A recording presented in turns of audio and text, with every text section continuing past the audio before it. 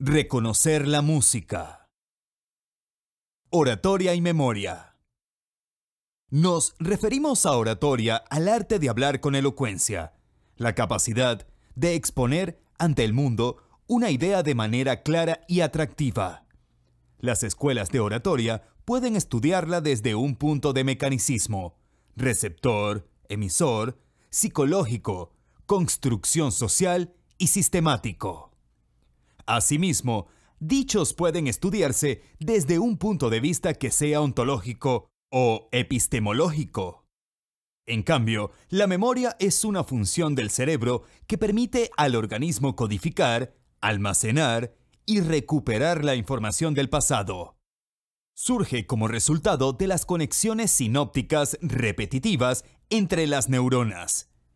Es interesante tomar en cuenta que inicialmente las enseñanzas fueron dictadas de una manera oratoria, generalmente por obras conocidas que han sido formadas por versos.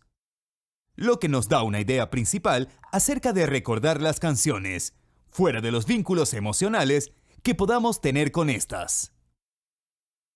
Combatir el Alzheimer.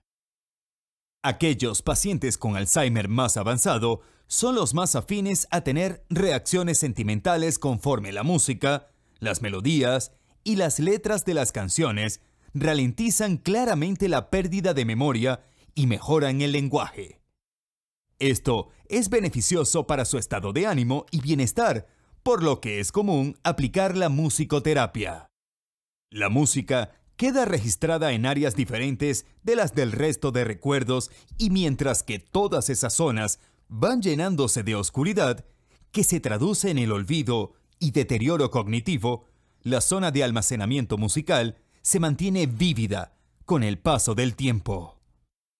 Uno de los casos más reveladores sobre el binomio música y demencia viene de la mano de Maurice Ravel, uno de los compositores más influyentes del siglo XX. Sufrió la enfermedad del Pic, un tipo de demencia con múltiples similitudes al Alzheimer. Memoria semántica. Es aquella que contiene toda la información relativa a los conceptos gracias a los cuales comprendemos el mundo y a nosotros mismos.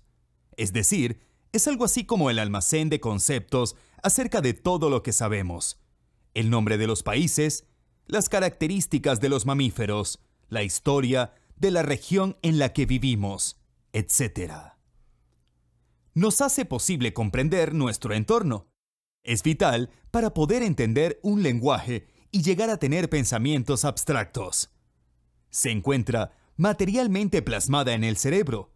Es aquella memoria que nos permite acceder a los recuerdos de los significados de los conceptos, a la comprensión de esos recuerdos y a disponer de todo otro conocimiento basado en ideas sin tener necesidad de recuperar las experiencias específicas en las que los obtuvimos.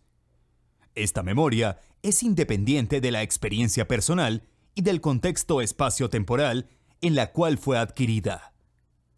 Una característica primordial de la memoria semántica sugerida por Endel Tulvin, 1972, es que, como sujetos, no conocemos su origen.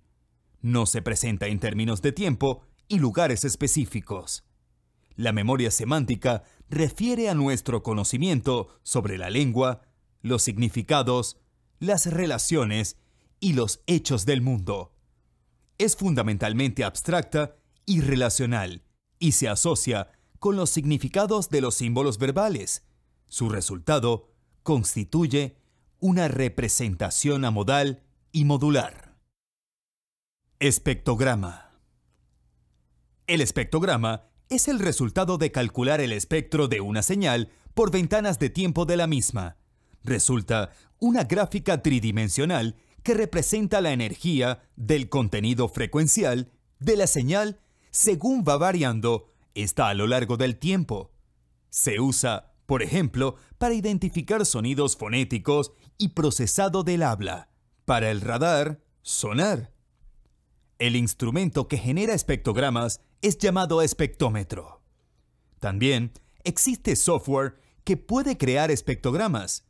En los gráficos que pueden observar a la derecha, se puede estudiar dos tipos de gráficos, en el que Gustavo Basso explica en su libro Análisis espectral, la transformada de Fourier en la música, 2001, que el espectrograma representa el tiempo en el eje de abscisas y las frecuencias en las ordenadas.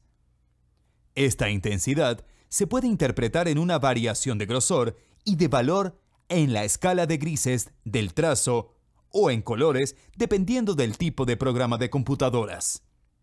Este tipo de gráficos son utilizados para analizar la voz humana y distintos registros bioacústicos. Para la obtención del espectrograma se aplica la transformada de Fourier al inicio de la señal. Dependiendo del tamaño de la ventana que se utiliza para el análisis de Fourier, se obtienen diferentes niveles de resolución del espectrograma. Este tipo de gráfico sirve para analizar la sonoridad, la duración, la estructura de los formantes, en este caso el timbre, la intensidad, las pausas y el ritmo. Es, por ejemplo, la clase de sistema que se usa para ayudar en aplicaciones como Shazam. Síguenos en nuestras redes sociales y no te pierdas más de nuestros videos aquí en Mundo Epix.